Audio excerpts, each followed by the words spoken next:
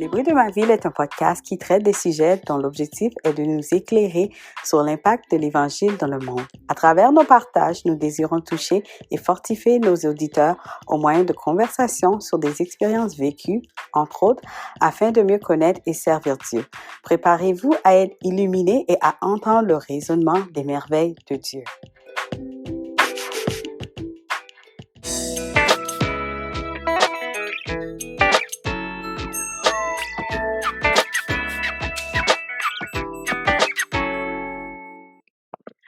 Bonjour à tous, bienvenue au Bruit de ma vie. Je suis contente d'être avec vous encore une fois pour un autre épisode.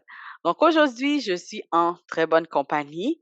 Mon invité est un artiste ivoirien qui est maintenant établi ici au Canada. Il a évolué dans le gospel, il a fait des reprises de titres connus et apparaissait souvent dans des événements religieux en Côte d'Ivoire et maintenant ici. Il a aussi participé en tant que candidat à l'émission The Voice Afrique francophone et euh, on va dire, il était arrivé aux phases finales. Donc aujourd'hui, je suis en compagnie de Raphaël. Bonjour Raphaël, comment ça va? Bonjour, je suis là. J'espère que je prononce bien ton nom, hein. Oui, c'est ça. Salut, ça Là. va? Ça va bien, par la grâce de Dieu, ça va. Oui, Ça va. content d'être là avec toi. Donc, comme j'ai dit au début, il y a eu beaucoup de choses qui se sont passées dans ton parcours. Ouais. Donc, tu peux-tu nous parler un peu de toi? On va dire, on a parlé de la Côte d'Ivoire. De quelle ville viens-tu? Viens-tu d'Abidjan? Je connais beaucoup d'Ivoiriens, donc Alors, je me demandais. Donc, c'est ça. Parle un peu de toi. d'accord. Donc, à l'état civil, donc je suis Koukounion Steve Raffen. Mhm. Et à l'état artistique, donc Raffen. Donc, je viens de la Côte d'Ivoire. Je vivais donc avant d'être maintenant au Canada, je vivais à Abidjan. Mais sinon, ma ville, je veux dire la ville de mes ancêtres, ça s'appelle Gagnoa.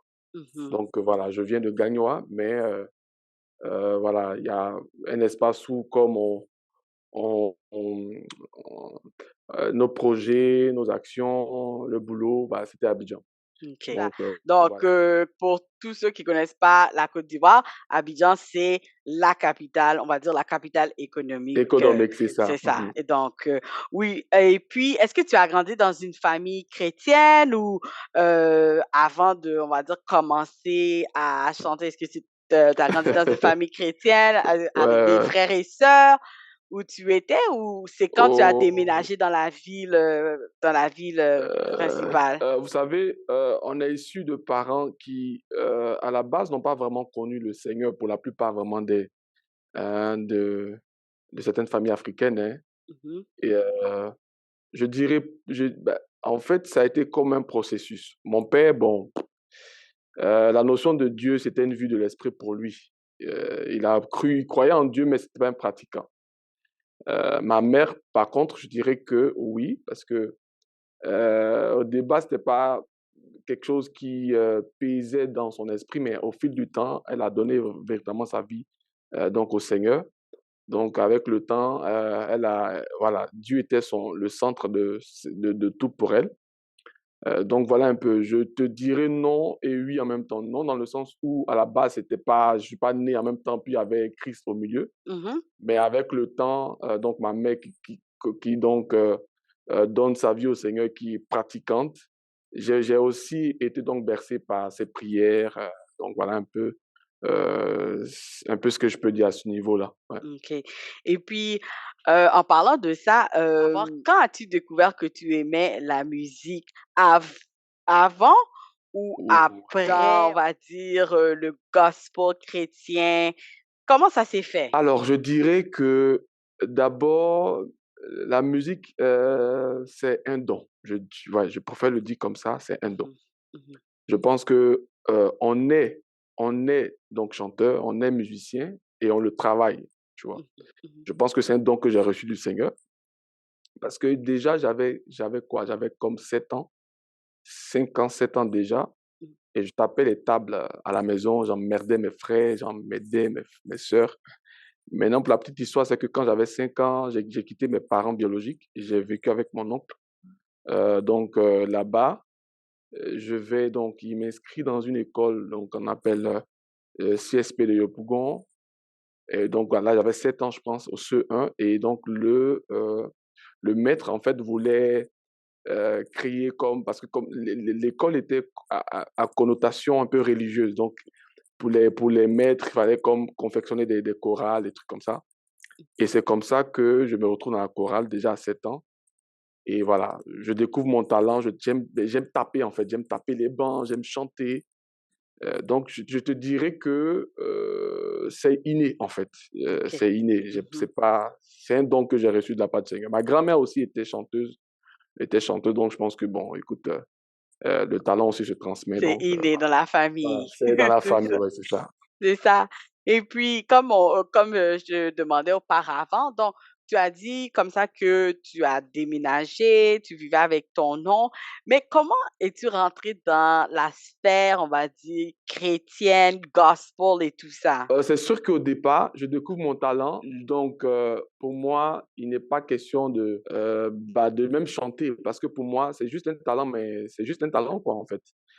Et à la base, mon oncle, il était porté sur les études. Donc, pour lui, il fallait aller à l'école. Il était très pointu là-dessus. Donc, je découvre mon talent. Je rencontre des amis au quartier, on chante. Il y avait un rythme de chez nous qu'on appelle le zouglou. Mmh. Donc, voilà, je chantais un peu comme ça. Ben bon, à la limite, c'est pour juste m'amuser, quoi. Maintenant, pour répondre à ta question, d'où est-ce que maintenant, je dis, euh, le gospel donc prend forme? Je crois que j'avais comme 15 ans, 14 ans, je sais plus, mais vous savez, dans nos établissements, dans le temps, on faisait des cellules de prière. Et moi, une fois, j'étais donc allé à l'une des cellules, c'était à IGES, donc à Yopougon. Et je vais à la cellule et puis j'entends une fille qui chante plutôt. Mmh. Elle chante tellement bien, j'ai dit, mais waouh, mais elle chante bien. Et à l'époque, moi, je chantais pas comme ça, tu vois. Elle avait cette tournure gospel-là. J'ai dit, mais attends, on peut bien chanter comme ça? Mais c'est bien bon, hein? Waouh! Et je chantais pas comme ça, en fait, à la base. Je faisais un peu, comme je dis, le zouglou. C'était un peu des connotations Mmh. zougloutiques. C'était un peu des connotations qui sont de chez nous, je veux dire, de la Côte d'Ivoire. Et puis, donc, j'ai dit, mais elle chante trop bien. Moi, je dois chanter mieux qu'elle, en fait. Donc, ouais, je disais, mais c'est trop bien ce qu'elle fait. C'était tellement beau, waouh! Franchement, ça m'a touché. Donc, j'arrive à la maison ce soir, je fredonnais ça, puis j'ai fait une prière comme ça. J'ai dit, Seigneur, franchement, la fille que j'ai entendue chanter, là, moi, je chantais, en tout cas, tout au moins comme elle, sinon plus qu'elle. Et je pense que ma prière a porté parce que je pense que à cet instant-là, voilà, j'ai développé de cette façon, j'ai aimé le feeling et puis j'ai comme essayé de faire comme, et puis la chanson de la fille est restée dans mon esprit. Donc chaque fois, je chantais. Donc je dirais que le premier contact avec la musique gospel, c'est à ce niveau-là. OK. Après ça, je veux grandir déjà dans la foi en Christ, mais surtout accroître mon talent. Donc je me rapproche des groupes musicaux. J'avais une de mes grandes sœurs qui, donc, dans le temps, père son âme qui est décédé, Mmh. qui fréquentait une église évangélique. C'était donc Foursquare, l'église de feu, le prophète Kakou Sévérin. Donc, c'était ma toute première fois de voir une église évangélique. Et puis, je vois des gens qui chantent avec voilà, la batterie. J'ai dit, waouh, mais ça, en fait, c'est ce que je veux, quoi, tu vois. Oui, oui. Donc, C'était voilà un petit différent. peu. Ouais, c'était différent du tam-tam dans la version zougloutique, comme je le disais tantôt, mais Mmh. avec une orchestration, tu vois, la batterie, la guitare, la basse, et puis les filles qui chantent. J'ai dit, mais attends, c'est trop beau ça. Mmh. Donc voilà un peu, je dirais, à mes quoi, 14 ans, 13 peut-être, où je découvre vraiment le gospel. Et voilà. Mm. Est-ce que, quand tu découvres ça, est-ce que tu sais déjà que tu aimerais chanter, Je écrire et puis ouais, peut-être devenir artiste un peu plus tard parce que je vois que ton nom d'artiste, c'est Raphaël. Donc, beh, avant tu ce nom-là, est-ce que tu avais un autre nom d'artiste? Parce que je sais souvent les mais artistes ont eu non, plusieurs noms avant. mais c'est Donc, non, mais c'est bizarre, mais tu me poses les questions comme si tu avais vécu avec moi. Non, ouais, c'est non, mais à la base, moi, je voulais juste donc travailler mon talent. Je voulais pas chanter, hein. Moi, je voulais pas mmh, chanter gospel parce que je me disais en fait: «OK, j'ai je vais avoir ce type de voix, mais je vais faire ce que je veux». mmh, Et puis, à la base aussi, j'avais aussi la pression de mon oncle dans le sens où pour lui, ceux qui s'adonnent à la musique sont les personnes qui n'ont en fait, les vaincus de la vie, quoi. Les gens mmh. qui n'ont rien à faire. Donc, pour moi, c'était juste, bon, c'était juste, une passion. Je allais juste chanter. Oui, Le oui, le comme je disais, est-ce que quand tu es arrivé, on va dire, à cette église-là, quelques années après, est-ce que tu savais que tu voulais devenir peut-être, non, artiste, non, non, chanteur, non, non, non. écrire? Non, en fait, comme j'ai dit, mon oncle, pour lui, il fallait aller à l'école. Donc moi, je faisais les études, j'étais bon en littérature. Donc, à un moment donné, quand j'ai progressé, je voulais être professeur de philosophie ou professeur de Mmh. lettres. C'est OK. ce que je voulais, c'était ça la base. Maintenant, je crois aussi qu'à un moment donné, j'ai fait un songe. Je me rappelle très bien, j'ai fait un songe. À quel moment? Est-ce que c'est tout de suite après que tu as fini, C'est tes ça. tes cours? Sinon, à ce stade-ci, 13 ans, 14 ans, 15 ans, écoute, moi, je voulais juste apprendre à chanter, développer mon talent, c'était ça. Mmh. Maintenant, à quel moment je décide de me dire, écoute, c'est le gospel. À ce niveau, il y a deux, j'ai quand même trois éléments à souligner, d'où le songe qui, Mmh. quand j'ai fait le songe, pour moi, c'était pas encore ça. Donc, le songe, dans le sens, qu'est-ce que je vois? Je vois comme une personne qui est entourée, qui est comme, je vais jamais oublier ce songe-là. J'étais tout jeune et je l'ai fait. Je vois comme une personne qui est entourée de nuées, mais c'était l'image d'une sœur, d'une grande sœur. Mmh. Et puis, donc, elle me dit: «Toi, tu es né pour être un artiste. Tu es né pour tu es né pour chanter». Voilà, c'était ça. «Tu es né pour chanter». Et puis, ça m'a choqué. J'ai dit: «Attends, moi, non, moi, je veux pas chanter, hein, non».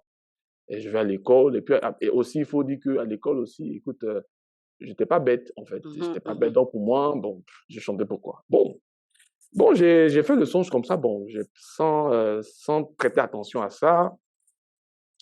Maintenant, c'est des années plus tard, comme j'ai dit, à un moment donné, donc, je faisais des cabarets, des piano bars, mais je voulais chanter, comme du style, chanter pour moi-même, chanter pour la vie, chanter pour les femmes, c'est ça. Mmh. Mmh. Maintenant, à quel moment je décide vraiment de, heu, me mettre en avant et de me dire: «Écoute, c'est le gospel, il faut que tu fasses du gospel».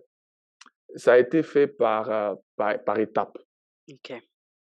La première étape, il faut, donc, souligner que moi, en fait, je voyais des chanteurs gospel comme des gens qui savent pas ce qu'ils font, en fait. Ouais, parce que déjà, je me disais: «Mais attends, en fait, ils chantent Dieu là, même, est-ce qu'ils gagnent l'argent?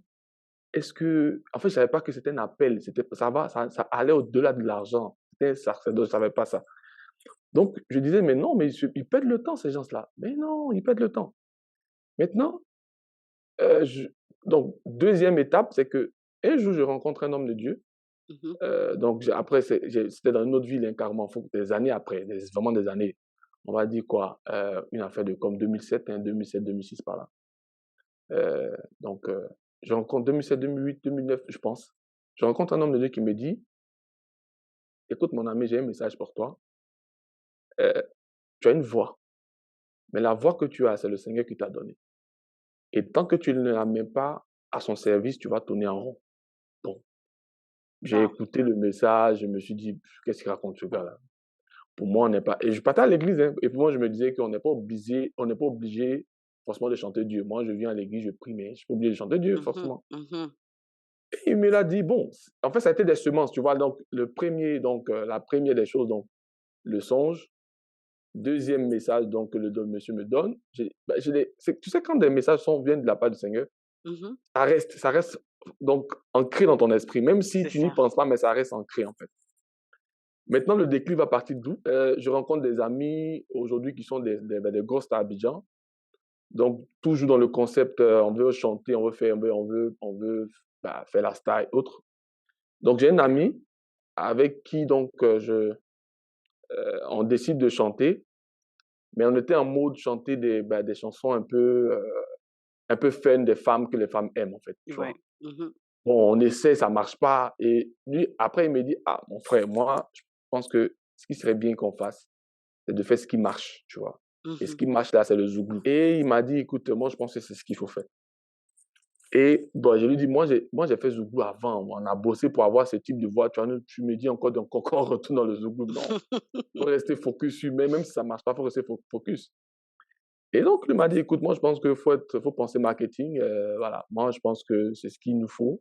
Mais non, je comprends aussi, si tu penses que c'est pas ça, je comprends aussi ton orientation. Donc, il n'y a pas de souci.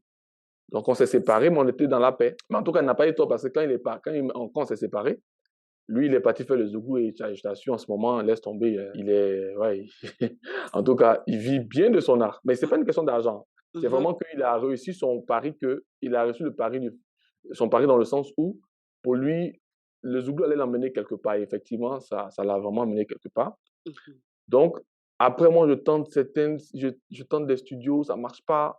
Ah! Et c'est là que je me rappelle la parole du monsieur qui me dit, écoute, tant que tu ne mets pas d'abord au service du Seigneur, tu vas comme tourner en rond. Et puis, alors, je vois un OK. déclic, c'est que je rencontre un grand frère et lui, il est musicien, chanteur, bah, vraiment dans le concept gospel et il veut écrire une chanson. Et puis, bon, je me rends compte que bah, il est certes bon chanteur, bon musicien, mais au niveau de l'écriture, ça peine. Donc, je dis, attends, est-ce que je peux pas t'aider? Donc, je me mets à écrire une chanson pour lui. Et puis, il aime la chanson, tu vois, la chanson dit, en dépit de mon état, tu as manifesté ton amour sans répit. Ta main céleste me protégeait tous les jours. Dépourvu de joie, de bonheur, tu m'as porté le sourire. Oh Jésus, prince de paix, moi je veux t'appartenir. Il écoute, me dit, mon ami, tu écris bien. Oh! Mais Mhm. waouh, il est content. Il dit, mais moi, si tu veux, moi, écrire des chansons pour moi, et puis moi, je te paye. Hein. Il dit Mhm. non, moi je le fais comme ça. Si tu veux, chante et puis bon, après, moi je vais récupérer la chanson après. Mais vas-y, il n'y a pas de problème. Tu vois. Et ça, il me dit, mais je pense que tu peux chanter pour Dieu. Tu vois, tu écris bien, il faut que tu écris, il faut que tu. Voilà, et puis bon. Il dit, mais vous les chrétiens, en tout cas, nous les. Ben, j'étais chrétien, donc je dis, nous les chrétiens, le problème c'est que moi j'écoute un peu les chanteurs chrétiens, mais quand il s'agit d'écrire là, ils écrivent comme si c'est pas à un grand Dieu qu'ils écrivaient. Et pendant que nous autres, même qui ne voulons pas chanter Dieu, qu'on veut écrire des chansons pour les femmes, on met tout le paquet. Mais vous, c'est ce qui me gêne. Et puis, est-ce que ça marche chez vous, tout ça? Il dit, mais toi, tu racontes quoi? C'est que tu n'as pas une grande idée de l'industrie musicale chrétienne.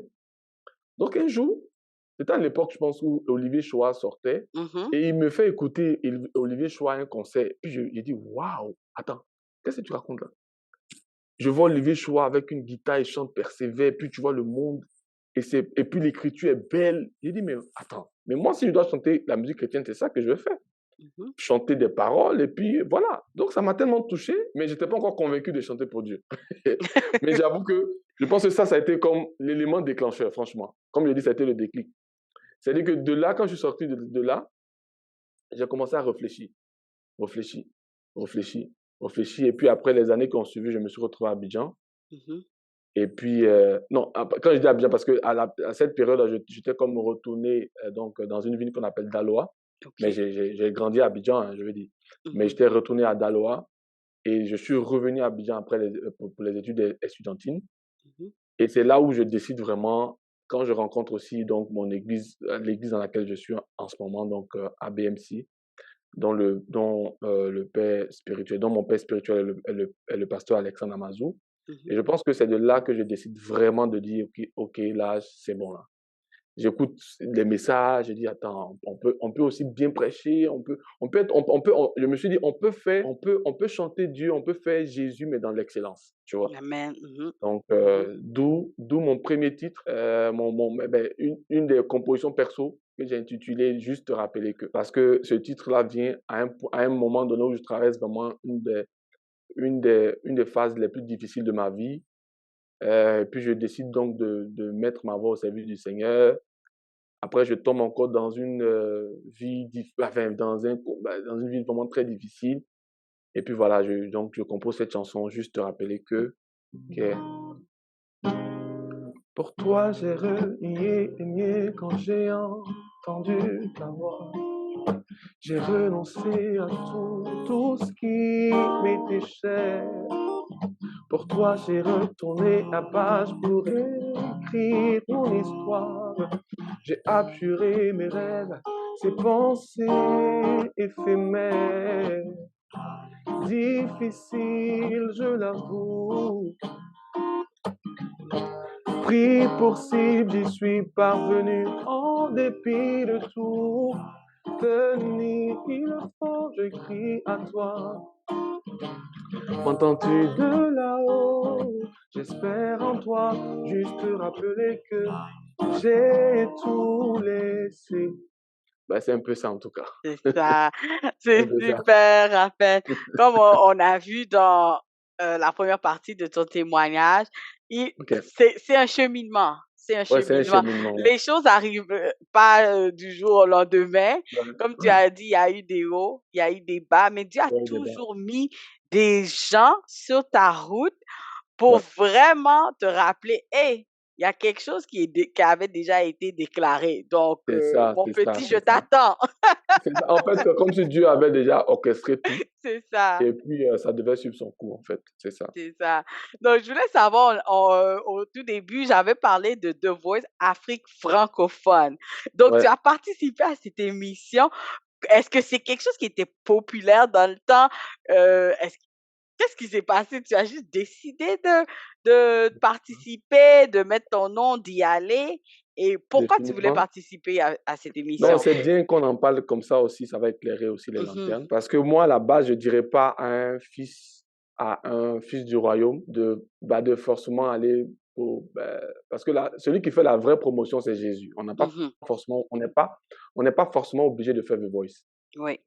Mais tu sais que la Bible dit que les voies donc, de notre Seigneur sont insondables, tu vois. Mhm, mhm, Donc, dans le désert, il y a eu un corbeau, le corbeau qui était censé être impur, mais qui a comme nourri Élie.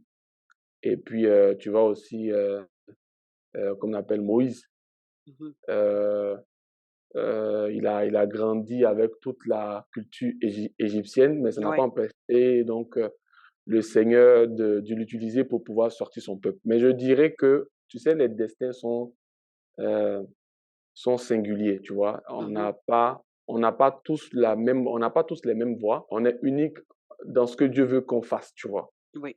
Alors, il fut une période où je faisais les pianos bas. Ça, c'est vraiment l'histoire de ma vie Mhm, parce que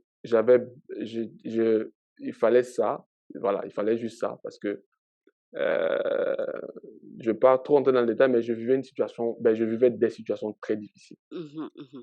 Parce que mon père, en fait, aujourd'hui, j'ai laissé tomber tout ça parce que le Seigneur vraiment m'a guéri de ça.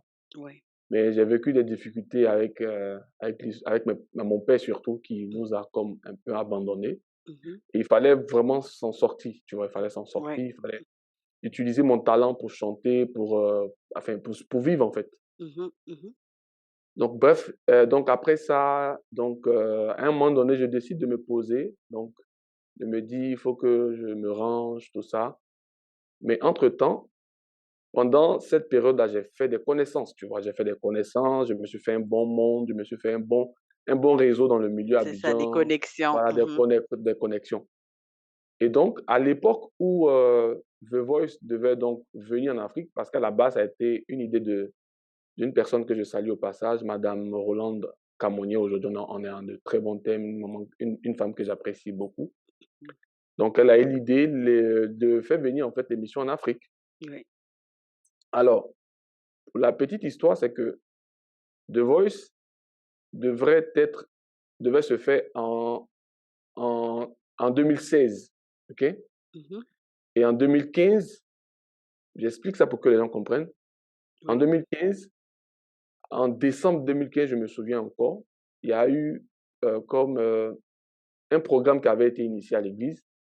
Et ce jour-là, mon pasteur a invité un homme de Dieu, un prophète qui venait du Ghana. Mhm, Et donc, le programme se passait bien, il a prophétisé sur beaucoup de personnes, en tout cas. Et le dimanche, à la fin du programme, le dimanche, l'apothéose, il m'a juste dit une seule parole. Il dit, il parlait en anglais, mais je vais le dire en français pour nos auditeurs. Mhm. Il m'a juste posé une question. Avez-vous un passeport? Bon, à l'époque, moi-même, passeport, ça ne me disait rien parce que j'étais en mode étudiant, j'étais en philosophie, je me disais, j'ai fait quoi un passeport, tu vois? Mhm. Il m'a dit, avez-vous un passeport? Je dis non. Il dit, faites votre passeport, vous allez voyager. Vous serez sur l'échiquier international. Vous êtes une personnalité internationale. Voici Mhm. ce qu'il m'a dit. OK. Bon, moi, en tout cas, j'ai pensé à tout sauf The Voice, tu vois. OK. Mhm. Je me suis juste dit, sûrement, peut-être que je vais avoir une opportunité de voyager. Et puis peut-être, bon. Et puis à l'époque aussi, je ne pensais même pas à sortir un projet à l'époque parce que je me disais, il faut que je finisse ma formation. Donc, je ne pensais même pas à ça, tu vois. Donc, qu'est-ce qui se passe? Je, on est en janvier, donc je te disais quoi, décembre. Oui, c'est ça. Décembre, on finit, on passe en janvier. Je crois, janvier, je vais encore à une église. Souvent, j'étais sollicité pour des veilles de prière. OK. Des veilles de prière. Je vais encore à un programme. Il y a un homme de Dieu qui me dit, chante, je te vois sortir de la Côte d'Ivoire. C'est sérieux, ça fait. Bon, Mhm. ok. Bon, à l'époque aussi, comme je dis, je n'avais pas idée d'aller faire un passeport. Donc, je vais voir un grand frère là qui me remet donc l'argent. J'ai dit, ah, il faut que je fasse mon passeport. Puis je me souviens aussi, il y avait aussi un tonton de l'église là aussi qui m'avait filé un coup de main. Oui. Donc, parce que comme pour mon passeport, c'était pas dans mon esprit, tu vois. Mhm. Mhm. Et puis, pour faire un passeport, il faut avoir même des papiers en amont. Donc, le tonton en question de l'église, il me remet une somme d'argent. Je fais mes papiers administratifs. Voilà. Après, j'ai les papiers. Maintenant, il faut faire le passeport. Donc, je vais voir un grand frère qui me remet donc 40 000 francs CFA. Je fais le passeport. Bon, je garde ça sur moi. Puis, je me dis, écoute, On ne on sait jamais attend. la vie, On c'est ne sait ça. jamais. Donc, on était rendu comme en février, mars, avril, comme ça, j'avais déjà le passeport. Et je te parlais tantôt de Daloa. Oui. Daloa, j'avais des connaissances aussi là-bas, donc j'ai été aussi invité pour aller chanter pour un programme de prière. Je vais là-bas encore. Pendant la prière, il y a un homme de Dieu, l'homme de Dieu qui était invité me dit, mon ami, tu as un passeport sur toi. Tu vas voyager. Je te vois quitter la Côte d'Ivoire, je te vois être exposé. En tout cas, il a dit pas mal de choses. J'ai dit, Mhm. ah, c'est sérieux cette histoire. En tout cas, cette période-là, ça a été la période des prophéties. Tu vois. Je reviens encore à Abidjan, je vais voir un homme de Dieu, je ne vais même pas le voir, parce que je jouais un peu partout, Mhm. des hommes de Dieu qui m'invitaient, tout ça. Et lui, je jouais là-bas tout le temps. Hein. Dans la même période, il m'appelle, il me dit, écoute, Raphaël, tu es en quoi? Tu fais quoi comme formation? J'ai dit, je suis en philosophie, je compte finir ma formation, et puis bon, être professeur. Il dit, excuse-moi, mais j'ai une parole pour toi. Je ne te vois pas en train de finir ta formation, tu vas quitter la Côte d'Ivoire. Hmm? Mm. Ah, ça. Bon, j'étais là. Donc, je continuais mon parcours en juillet 2016, Mhm. la période, le mois de ma naissance. Donc, comme je disais, tantôt, j'avais fait un réseau là dans le milieu des Oui. piano bar et autres. J'ai une amie qui m'appelle, qui me dit, Raphaël, on a besoin de talent parce qu'il y a l'émission The Voice qui arrive en Afrique et on a besoin des talents, des talents. Et comme je sais que toi, tu es quelqu'un de talentueux, ben, écoute, il faut que tu participes.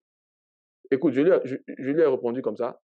Non, moi, ces histoires de concours, là, je ne suis plus dedans. Pardon. Je suis en train je suis en train de me ranger un peu. Non. Je te dis, si elle était là, elle te dit. J'ai répondu non, écoute.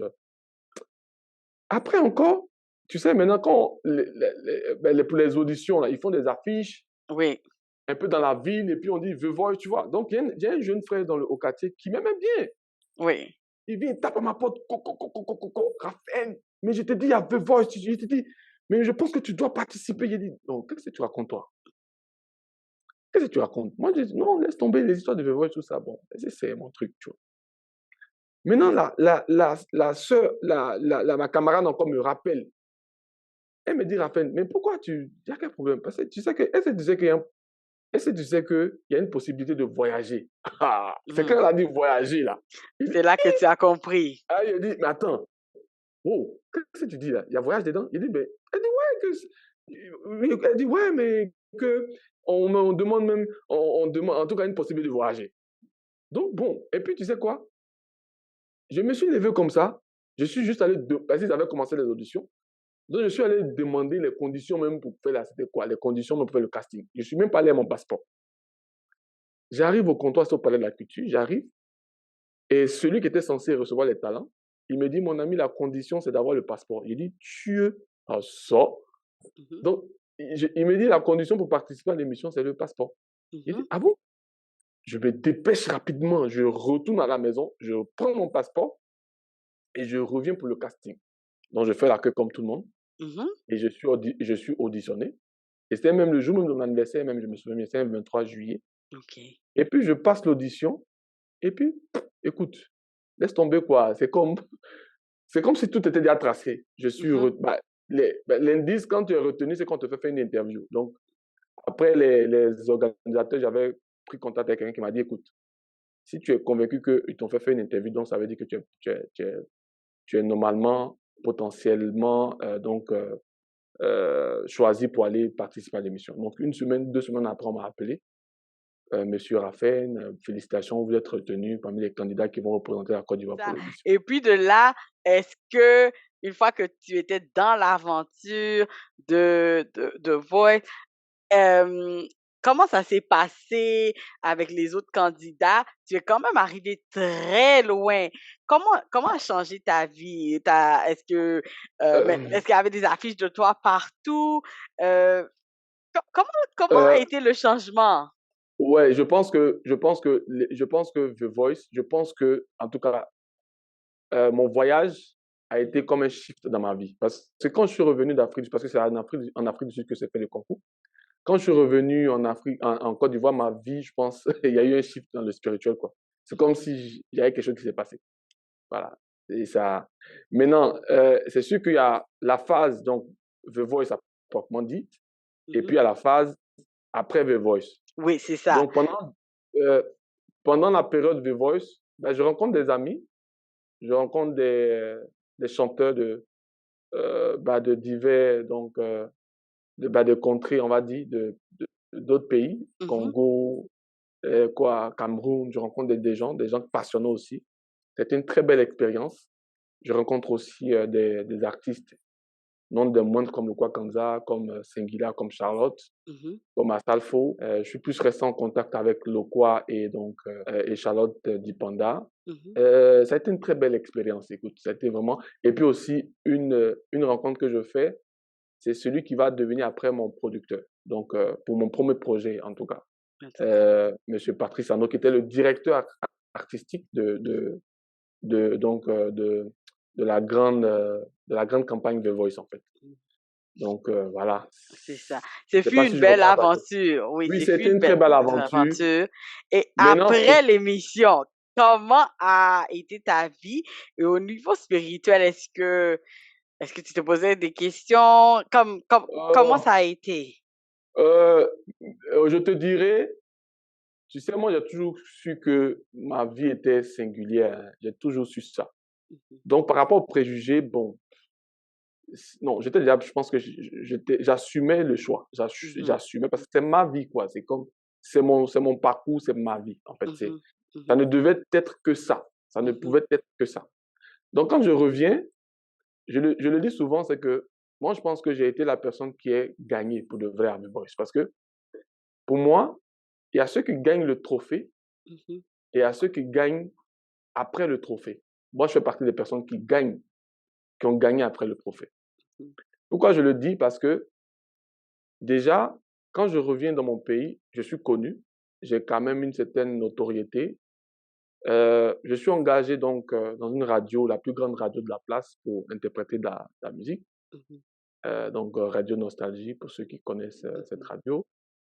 Après, mon chiffre d'affaires monte dans le sens où je Mais suis donc à cette époque-là, je pense que à ce niveau-là, mon chiffre d'affaires est monté mhm, et la cerise sur le gâteau, donc je rencontre donc, comme j'expliquais, donc Monsieur Patrice Arnaud qui me fait enregistrer en fait. OK, C'est avec lui d'accord. que je sors mon premier opus. Maintenant, la cerise des cerises sur le gâteau, c'est que je rencontre qui, celle aujourd'hui, est mon épouse en fait. Mmh. Parce que pour la petite histoire, c'est ayant été donc exposé à cette émission, donc ayant vu mon parcours, elle a été touchée Mmh. et elle m'a juste envoyé un message d'encouragement pour me dire, écoute, franchement, j'ai beaucoup aimé ton histoire. J'ai vraiment aimé le parcours. Tu nous as vraiment vendu du rêve. Et donc, félicitations et que le Seigneur soit. En tout cas, je t'envoie, elle a juste dit un message. Je t'envoie juste ce message pour comme Mmh. encourager parce qu'on fait partie de la race des vainqueurs. C'était Ah juste ça. oui. Et, après, on a, ben, bon, je pense que c'est pas ça le, c'est pas ça l'objet de la question, mais je veux dire que, en tout cas, quand je reviens d'Afrique du Sud, je suis plus la même personne. C'est Voilà. ça. Les choses ont Voilà. changé, les choses ont Voilà, les choses ont évolué. changé, les choses ont évolué. Je pouvais même plus retourner au campus Mmh.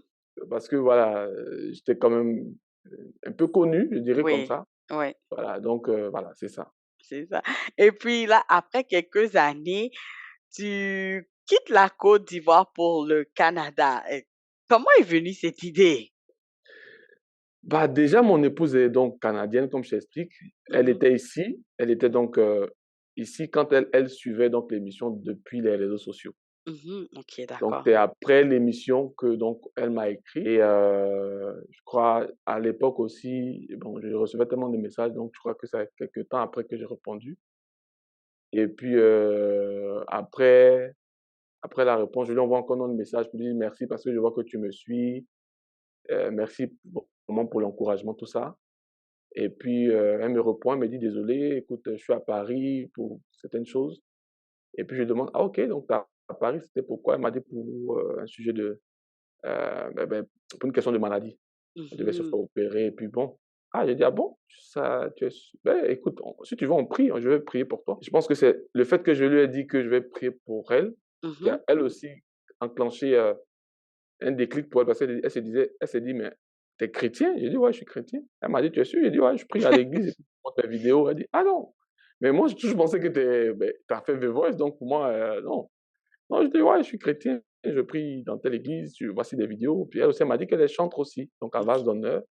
Donc voilà, donc le déclic, bah, la la communication passe et donc après on communique et puis après on vire maintenant donc sur WhatsApp. Donc ça, il Mmh. faut, 2017, 2018, 2019, on décide de se rencontrer et donc pour la même occasion, on a dit: «Bah, écoute, donc repas, on va encore prier et puis voilà, si le Seigneur nous convainc, on va se marier». Donc après quand elle est repartie, on a pris un moment de jeûne, 40 jours de jeûne et puis voilà.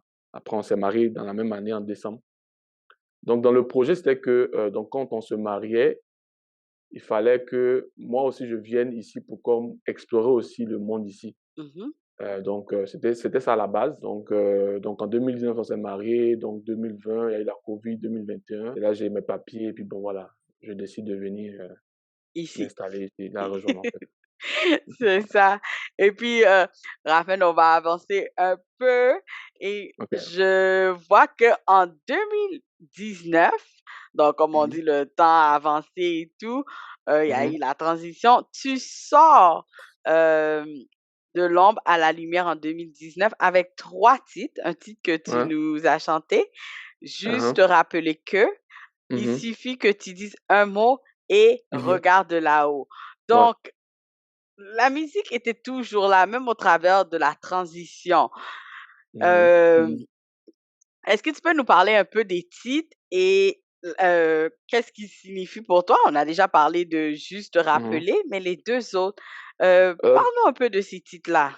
ouais, en fait tout prend son sens dans la conception même de l'album. Mmh. L'album s'intitule «De l'ombre à la lumière» et dans ce qui se fait ressortir dans cet album, c'est que il y a une partie de ma vie où j'expose en fait l'ombre et l'autre partie où j'expose en fait la lumière. Mmh. La lumière, bah, donc l'ombre qui traduit mon état donc spirituel, qui traduit aussi mon état social. Mmh. Parce que, spirituellement, j'étais pas encore ancré donc c'était la phase où je rencontrais le Seigneur, donc c'est ça, tout ça, c'est l'ombre. Donc ces 3 titres en fait, ont un point en commun qui traduit, le côté un peu sombre, le décor sombre du tableau de ma vie, en fait. C'est Mmh. ce que je dis, en fait, dans Juste rappeler que: «Regarde Jésus, le tableau de ma vie est planté, un décor teinté de peine et d'anxiété». Donc juste rappeler que c'est ça. Donc, je voulais, donc, comme la Bible dit, donc, comme le Seigneur le dit dans Ésaïe, réveille ma mémoire. C'était un peu, c'est un peu le texte qui traduit juste, rappeler que t'es comme une sorte de Dieu au Seigneur, j'ai tout laissé pour toi. Mhm, J'ai décidé de te servir, souviens-toi de moi. Il suffit que tu dises un mot, c'est un peu donc l'ensemble de mon vécu sur une période donnée. Je crois que ça faisait un peu plus de 10 ans que je me cherchais. mhm, Et c'était compliqué avec mes parents, ma maman qui vraiment vivait des situations difficiles, tout ça. Donc, c'est un peu tout ça que j'ai décidé de traduire en chanson. mhm. Des déboires, des pleurs, douleurs, j'en ai connu, des bassesses, des douleurs, j'en ai vécu. Au quotidien, mépris, dédain, peine, mon esprit. Mais il n'y a que toi, il n'y a que toi, Jésus. Il dit simplement un mot et puis voilà, tout va changer. Donc, comme on appelle donc ça. Et regarde là-haut, Mhm. c'est la chanson qui m'a été un peu donnée, qui a été faite le plus rapide, qui s'est faite la plus rapide, de la façon la plus rapide possible. Mhm, En fait, c'est quoi? Un soir, je devais aller à une veillée, mhm, et à cette veillée-là, le lendemain, je devais aller composer, donc en faculté, tout ça. Et le soir, là, j'ai veillé, j'ai pas eu le temps de me coucher. Et quand je suis rentré à la maison, il fallait juste. Mais non, je suis même pas rentré à la maison. J'ai continué donc à l'école, donc au campus, pour aller composer. Et quand je rentrais à la maison, il était comme 11 heures midi par là. Donc, tu t'imagines quelqu'un qui a fait une veillée, qui rentre à la maison, il faut se coucher. Et mhm, comme je dis à l'époque, les conditions vraiment sociales n'étaient pas ça. Et mhm, je vivais dans une pièce où il n'y avait pas de plafond. Et quand le soleil bat son plein comme ça, laisse tomber, tu ne peux pas dormir, quoi. mhm, Donc, je cherche à dormir, j'arrive pas à dormir. J'ai dit, mais Seigneur, qu'est-ce qui ne va pas? Donc, je regarde le toit de ma maison, puis j'ai dit, mais Seigneur, pourquoi c'est aussi compliqué comme ça? Et j'entends une voix qui me dit, ben, j'ai pas encore dit mon dernier mot, pourquoi tu te lamentes? mhm. Donc, c'est comme ça que j'ai écrit la chanson le même soir, en 4 heures de temps, je pense, pratiquement. Ouais. Donc, regarde là-haut, le jour tarde à venir, le sommet te semble long, tes efforts continuent de courir. Donc, voilà, c'est venu comme ça, je l'ai écrit, et puis voilà.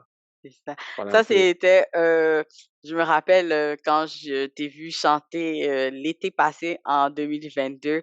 Ça, c'est le chant que tu avais chanté au spectacle que j'avais Ouais, été et c'est puis j'avais vraiment aimé ce chant. Donc, j'aimerais dire aux auditeurs que vous aurez la chance d'entendre écoutez, ça à la fin de ah ouais, l'entrevue. Raphaël va nous faire c'est ça. un petit morceau. Donc, Mmh. aussi, je voulais savoir avec la transition qui s'est passée, tu es venu au Canada, un pays assez froid, hein? Un Oh, peu différent de la ouais, Côte ouais. d'Ivoire. Donc, comment a été la transition? Comment tu as vu la main de Dieu agir pour toi, surtout en venant après la Ben, COVID? tu vois, c'est comme si j'ai prophétisé en fait que je voulais dans mes chansons. Parce que, comme je disais, de l'ombre à la lumière. Mais quand j'écrivais l'ensemble de ces chansons, j'étais même pas sûr de me retrouver au Canada, hein. Mhm, J'étais pas même pas sûr de rencontrer ma femme. Je l'ai écrit comme parfois, comme par. Tu sais, quand tu es convaincu que tu es censé faire, apporter des choses au monde, parfois tu le traduis dans des mots, tu ne t'en rends même pas compte. Alors, comment s'est fait ma transition? Déjà, l'une de mes forces, une des actions ou un élément qui a joué en ma faveur, c'est que mon épouse vivait ici déjà. mhm, Donc, elle vit ici depuis près de 10 ans. Elle est arrivée ici en 2009. Donc, elle a quand même ses repères. Donc, je tombe quand même dans un environnement où j'ai du soutien. Tu vois, j'ai du soutien, j'ai ma mhm, belle famille qui est là. mhm. Et aussi, deuxième élément, c'est que mon église, donc au niveau d'Abidjan, a une annexe ici, même deux, trois, je pense, OK. au niveau de donc Montréal, dont le Mhm, pasteur, ma pasteur Marie. mhm, Donc, c'est sûr que pour un nouvel arrivant, c'est sûr qu'il y a quand même des difficultés, c'est sûr. Mais mhm, c'est pas comme quelqu'un qui vient et puis qui est scellé, qui n'a personne, tu vois. mhm. J'avais quand même je vais dire mon église. Dès que je suis arrivé, j'ai intégré en même temps le groupe musical. J'avais des frères déjà qui étaient là, qui m'ont aidé en fait à m'intégrer. Je salue au passage mon frère, le diacre Yves Gueux. Donc voilà, je vais dire, voici un peu comment s'est faite mon intégration. En soi, je pense que Dieu est avec moi en fait. C'est Donc, ça, c'est ça. euh, tu vois, même quand je suis arrivé, j'ai eu même, j'ai commencé d'abord donc au plus bas de l'échelle avec des travaux un peu, bon, on va dire, des travaux simples, simples là, pour parler un peu terre Oui. à terre. Mhm, Après, tu vois, ça s'est passé quoi? En 3 mois, j'ai eu un autre boulot un peu plus stable. intervenant social, tu vois. Donc, je pense que Dieu avait Il la main. avait Même planifié. mon épouse, même, elle était étonnée, elle dit, mais tu sais quoi, toi, Avant-dernière question, en tant qu'intervenant, euh, comment tu vois social, la vie? Comment tu vois la vie dans ton travail? Comment tu vois Dieu agir au travers de toi envers les autres? Parce que c'est quand même différent de qu'est-ce que tu faisais, on va dire, à Abidjan. Donc, venir ici dans ce type de travail, comment tu vois cela? non, mais je pense que ça va de pair parce que moi, à la base, je suis quelqu'un de très empathique, Mhm, de très philanthrope, de quelqu'un qui met le social au devant de tout. Moi, je mets l'humain au devant de tout. Franchement, c'est l'une des pensées qui carafole en tête de ma pensée, quoi. Que mhm, je mets au sommet de tout, vraiment, l'humain. Et quand même j'étais à Abidjan, ma femme on en parlait, elle me disait, mais si tu viens, c'est quel type de travail que tu voudrais? Moi, je lui ai dit, je veux aider des gens. Je ne sais pas mhm, quel travail peut être en rapport avec le fait d'aider des gens. Donc, mhm, j'avais déjà ciblé ça, mais ça va de pair dans le sens où, tu vois, même ici, tu vois, j'ai le temps de prendre ma guitare, de venir au travail, même de jouer pour des personnes, donc des itinérants ici, des clients, mhm, on les appelle les clients, mhm, les sans-abri là. Parfois, ça m'arrive de jouer, de mhm, prendre la guitare et de chanter. Et puis, je veux dire que quelque part, parce que le message que moi je veux véhiculer, c'est comme donc Luc 4, 18 le dit, hein, que mhm. l'Esprit de Dieu est sur moi parce qu'il m'a oint pour donc annoncer la bonne nouvelle donc à son peuple, mais aussi pour guérir ceux qui ont le cœur Blessé. blessé. Mhm, Donc ça, c'est ma mission première, tu vois. Ça, c'est vraiment ma mission en tant que Raphaël, tu vois. mhm, mhm. D'où le nom Raphaël qui signifie remède. OK. Voilà. Donc ça va ensemble, tu vois. Je suis là, et je peux aider par mes mots, je peux aider par ma musique, je peux aider par mes actions. Donc ça va de pair. À la longue, je veux même mettre en place une ONG pour aider euh, les femmes, euh, les femmes en manque de moyens, les enfants, tu vois. Donc, Mhm, mhm. ça va de pair. Je te dirais que je suis dans mon élément. Je ne le prends pas comme un travail qui comme contraste avec ce que je veux. Non, ça va, c'est correct. Donc, comme on dit, tu es dans ton élément. Si Non, je dans suis dans mon élément. Non, tout non, ce non, je suis dans mon élément. qu'on a dit, qui a ressorti de ça, c'est tu es dans ton élément. On a passé un super temps Ah ouais. ensemble. Je voulais savoir, est-ce que tu as un mot pour encourager nos auditeurs? Oh, je dirais, dans la plupart de mes interviews, je dis souvent que la vie, c'est un choix. Mhm, Euh,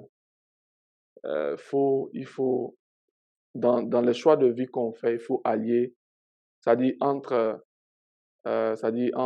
là où on est et puis donc la destination, c'est-à-dire là où on veut arriver, mhm, le pont qui lie donc ces entités-là, il faut mettre la foi, il faut mettre le travail et il faut mettre la persévérance. mhm. Donc pour quelqu'un, je sais pas, qui vit une situation compliquée, c'est vraiment le message que moi, le Seigneur m'a donné en tant que projet de vie.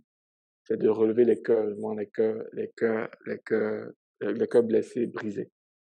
Donc voilà, il faut mettre la foi au devant de tout, parce que pour moi, la foi, c'est le socle. Moi, il y a des choses que je disais quelques années avant, je ne savais même pas que j'allais me retrouver ici ou que j'allais même être chanteur, Mhm. mais qui m'ont rattrapé parce que c'était ça, la foi. Le travail aussi, parce que le travail, voilà, c'est ça, le travail. Puis il faut persévérer. Il faut persévérer parce que tu peux faire une fois, ça peut ne pas marcher. Pour deuxième fois, troisième fois, jusqu'à ce que ça marche. C'est ça. Et puis par-dessus tout, voilà, Christ est Seigneur, Christ est le Dieu Tout-Puissant qui, nous avons donc la victoire. Et pour quelqu'un qui ne connaît pas donc Christ, c'est le moment aussi de faire la paix avec lui Mhm. et puis qu'il donne sa vie au Seigneur. Voilà. Merci beaucoup, Raphaël. Merci beaucoup. Je, je vais, Et je, je voulais oui, quand même dire qu'il y a beaucoup de projets en cours oui. parce Mhm. que c'est ma saison, c'est juste comme la porte pour comme ouvrir sur les projets à venir. C'est pour ça que je préfère le mettre le 1er janvier. Oui, Mais je demande aussi aux auditeurs de rester scotchés parce connecté. qu'il y a Mhm. connecté, il y a beaucoup de choses en tout cas en vue. Voilà, Qui arrive, c'est ça. c'est ça. En tout cas, Raphaël, tu nous as préparé 2 chants.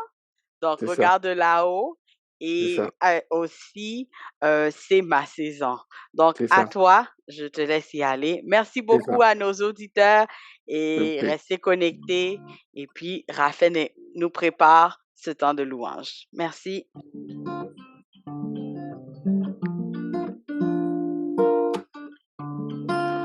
Le jour tarde à venir,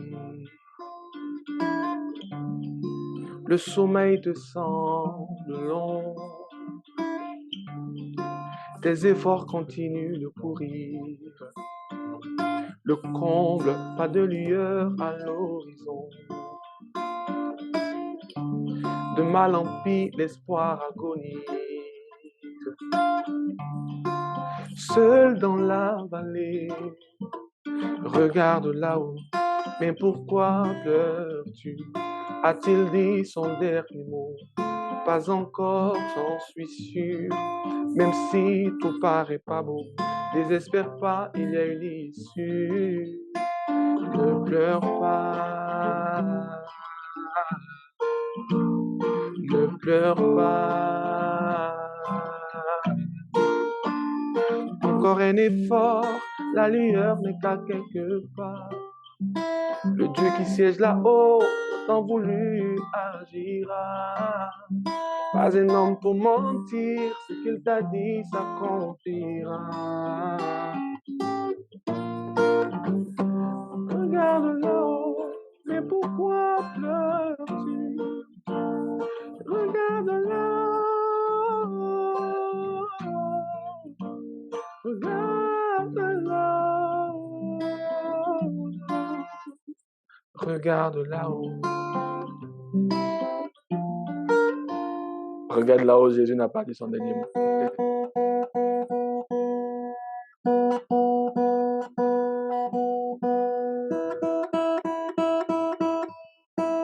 Ok, c'est bon. Parce que quand la guitare n'est pas accordée comme ça, c'est...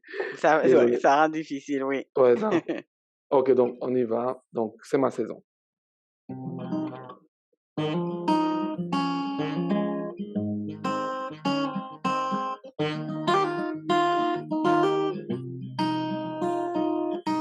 Quand le temps s'annonce tout beau, quand il s'apprête à te donner son plus beau sourire, le jour de la routine en fait chaos.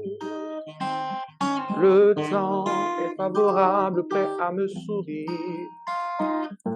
Mon Dieu s'apprête à me bénir. Il a entendu mon cri. Ma saison de gloire est naquie. Nouvelle saison, oui, j'y suis. C'est ma saison. C'est ma saison. Ma saison de rayonner. Ma saison de régner. Il a entendu ma prière. Il a exaucé ma prière. Zélé aïlé, Jolo aïlé, Foué aïlé, Popo aïlé, Lagao, Ombalemo, Ato Lagao, Ayo Naza. C'est ta saison de rayonner, c'est ta saison de régner. Reçois-le, accepte-le dans le nom puissant de Jésus. Amen. Amen. Merci beaucoup, Je t'en Raphaël. prie, c'est moi Merci qui te beaucoup. remercie.